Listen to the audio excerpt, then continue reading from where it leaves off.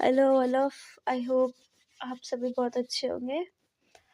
सो आज डेट है 23 दिसंबर 2024। आज की क्लास हम स्टार्ट करते हैं। सो या लेट्स स्टार्ट। क्वेश्चन नंबर 1, हाल ही में किस देश ने भारत के संयुक्त राष्ट्र सुरक्षा परिषद में स्थायी सदस्यता के लिए आवेदन का समर्थन किया? Option number A Nepal, option number B Sri Lanka, option number C Bhutan, option number D Myanmar. So the correct answer is option number C. एक सेकेंड, ठीक है। तो संयुक्त राष्ट्रीय महासभा 79 सत्र के दौरान, जो 79 सत्र चल रहा है संयुक्त राष्ट्रीय महासभा का, उनमें जो भूटान के प्रधानमंत्री है, उन्होंने भारत के जो संयुक्त राष्ट्रीय सुरक्षा परिषद है उसकी स्थायी सदस्यता के लिए आवेदन को मजबूत समर्थन के लिए व्यक्त किया। ठीक है, नेक्स्ट क्वेश्चन देखते हैं। आप समझ गए होंगे ना, मे बी आप समझ ही गए होंगे, मे बी क्यों बोल रही हूँ मैं, माइट बी, है ना। जो भूटान के जो प्रधानमंत्री हैं, उन्होंने संयुक्त राष्ट्रीय सुरक्षा परिषद में स्थायी सदस्यता के लिए आवेदन को जो है वो मजबूती से समर्थन के लिए व्यक्त किया। ठीक है, next question, question number 2, patchy वन्यजीव अभयारण्य जो हाल ही में समाचारों में देखा गया किस राज्य में स्थित है? ठीक है, option number A Maharashtra, option number B Kerala, option number C Karnataka, option number D Odisha. So the correct answer is option number B Kerala. So जो केरल का त्रिशूल जिला है, ठीक है, त्रिशूर जिला है, और यहाँ पे हाल ही में एक मादा हाथी जो होती है उसका जो पास ही के जनजातीय गांव में बिजली के जो खंभे होते हैं, जिन्हें कहते हैं ना इलेक्ट्रिसिटी के कारण, जो मादा हाथी है उसकी मृत्यु हो गई, निधन हो गया उनका। ठीक है, और जो पैची वन्यजीव अभयारण्य है ये बहुत विस्तृत है, और यहाँ पे जैसे चंदन, विभिन्न जड़ी बूटियाँ, कीमती पौधे, दुर्लभ औषधियाँ, ये सारे जो भी पेड़ पौधे हैं, ये सारी चीज़ें जो हैं वो जो पैची वन्यजीव अभयारण्य है यहाँ पर है, और ये बहुत ही कीमती और समृद्ध है। ठीक है, नेक्स्ट क्वेश्चन देखते हैं। सो क्वेश्चन नंबर 3, NITI आयोग ने वुमेन एंटरप्रेन्योरशिप प्लेटफॉर्म VEP का पहला राज्य अध्याय किस राज्य में लॉन्च किया? Option number A Telangana, option number B Kerala, option number C Maharashtra, option number D Odisha. So the correct answer is option number A Telangana. Telangana में ही VEP का जो अध्याय है वो स्टार्ट किया है, और जो इसका उद्देश्य है, जितनी भी महिला उद्यमी हैं उनकी सहायता करना, जैसे वित्तीय सहायता, मेंटरशिप, इन सब की जो सहायता का समाधान करना, ये VEP का जो अध्याय, ये प्लेटफॉर्म है, ये करेगा। और कम से कम इस प्लेटफॉर्म में 30,000 महिला उद्यमी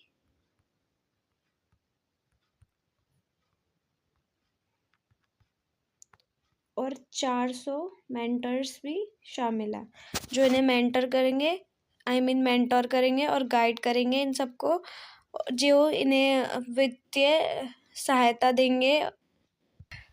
ठीक है, वैसे कोल्ड ही ख़त्म नहीं होता, आज भी कोल्ड हो रहा है। सो क्वेश्चन नंबर 5, एक सेकेंड, क्वेश्चन नंबर 4, यूक्रेन में हाल ही में रूसी बलों द्वारा कब्जा किया गया वो हल्लेदार क्या है? वो हल्लेदार। सो ये वर्ड है, इसका मीनिंग बताना है। इसका आंसर आप मुझे कमेंट सेक्शन में दोगे। आई थिंक सो आपको याद हो कि ये क्वेश्चन आप पढ़ चुके हो।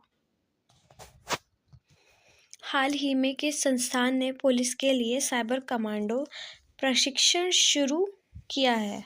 Option number A IIT Bombay, option number B IIT Kanpur, option number C IIT Roorkee, option number D IIT Madras. So the correct answer is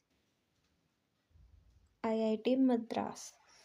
तो ये जो कार्यक्रम है ये गृह मंत्री द्वारा चलाया जा रहा है और जो कि 6 महीने का होने वाला है।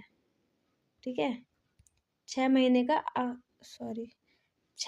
का आवश्यक कार्यक्रम है। और हमारे गृह मंत्री तो आपको पता ही होंगे, अमित शाह जी द्वारा चलाया जा रहा है ये कार्यक्रम, जिसका जो मुख्य उद्देश्य है साइबर अपराध से निपटना, उनसे निपटने का उपाय ढूंढना, और ये पुलिस प्रशिक्षण की सहायता करेगा। ठीक है, नेक्स्ट क्वेश्चन देखते हैं। ये जो वाला क्वेश्चन है ना, ये पुलिस प्रशिक्षण के लिए है, जिनसे उन्हें निपटारा और मदद मिलेगी। ठीक है, नेक्स्ट क्वेश्चन देखते हैं। ये 6th क्वेश्चन है, 9 दिवसीय उत्सव ब्रह्मोत्सव प्रतिवर्ष किस मंदिर में मनाया जाता है?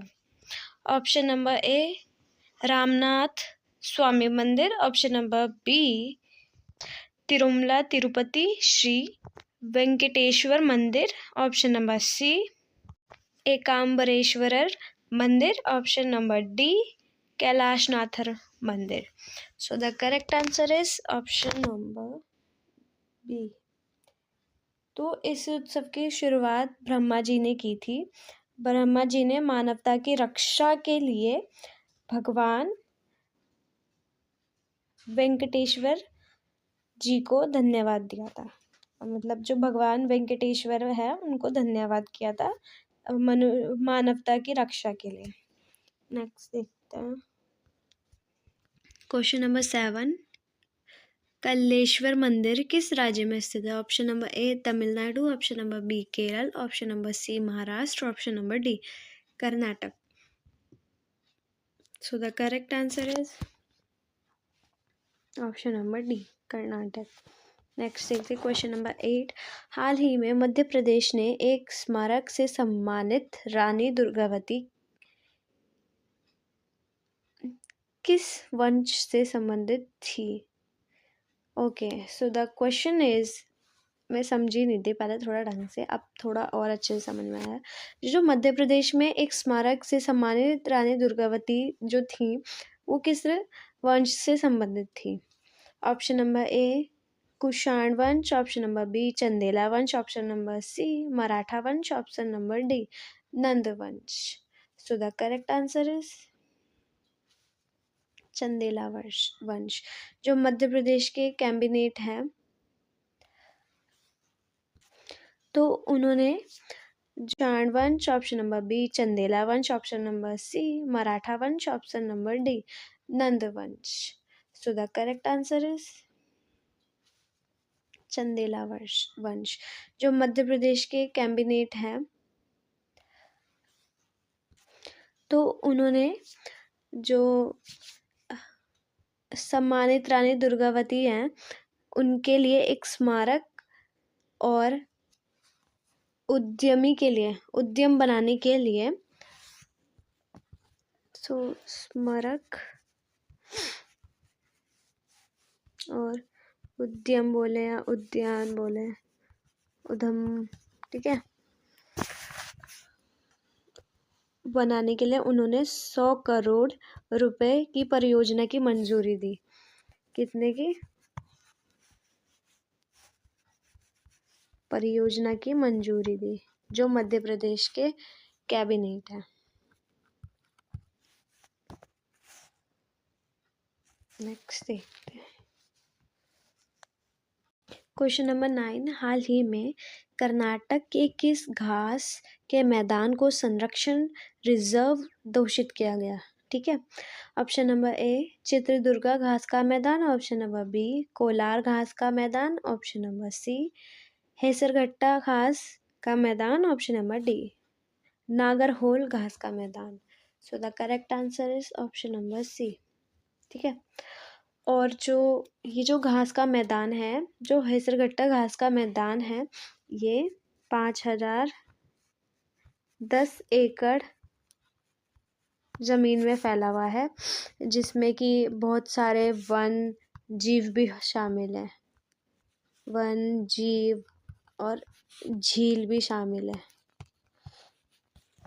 ठीक है, नेक्स्ट देखते हैं, एक सेकेंड, वेट। क्वेश्चन नंबर 10, किस मंत्रालय ने युवा संगम पोर्टल लॉन्च किया है? सो ऑप्शन नंबर ए रक्षा मंत्रालय, ऑप्शन नंबर बी शिक्षा मंत्रालय, ऑप्शन नंबर सी युवा मामले और खेल मंत्रालय, ऑप्शन नंबर डी महिला और बाल विकास मंत्रालय। So the correct answer is option number B शिक्षा मंत्रालय। जो युवा संगम पोर्टल है, उसको लॉन्च करने का उद्देश्य यही है कि जो राज्य एवं केंद्र शासित प्रदेश हैं, उनमें जितने भी युवा हैं, उनके बीच संबंध मजबूत हो। और इस पोर्टल को जो लॉन्च किया है, इसमें आवेदन 18 से 30 वर्ष के युवा कर सकते हैं, ठीक है। और एक सेकेंड, और पर्यटन, प्रौद्योगिक, ठीक है, और प्राकृतिक प्रगति और परंपरा, इन सब के जो प्रौद्योगिकी क्षेत्र हैं, 5 से 7 दिन का उनमें अनुभव प्राप्त होगा। मैं समझाती हूँ आपको। ये जो लॉन्च किया गया है युवा संगम पोर्टल, जब इसमें आवेदन करेंगे जितने भी युवा जो 18 से 30 वर्ष के हैं, जिसमें 5 से 7 दिनों के लिए जो युवाओं को प्रगति, प्रौद्योगिक, ठीक है, परंपरा, पर्यटन के क्षेत्र, 5 क्षेत्रों में अनुभव प्राप्त होगा। ठीक है, उन्हें एक्सपीरियंस प्राप्त होगा, उनको प्रौद्योगिकी क्षेत्र, पर्यटन क्षेत्र और परंपरागत क्षेत्र, प्रगति क्षेत्र में जो है एक्सपीरियंस मिलेगा उन क्षेत्रों में। Thank you for watching and like, comment, share.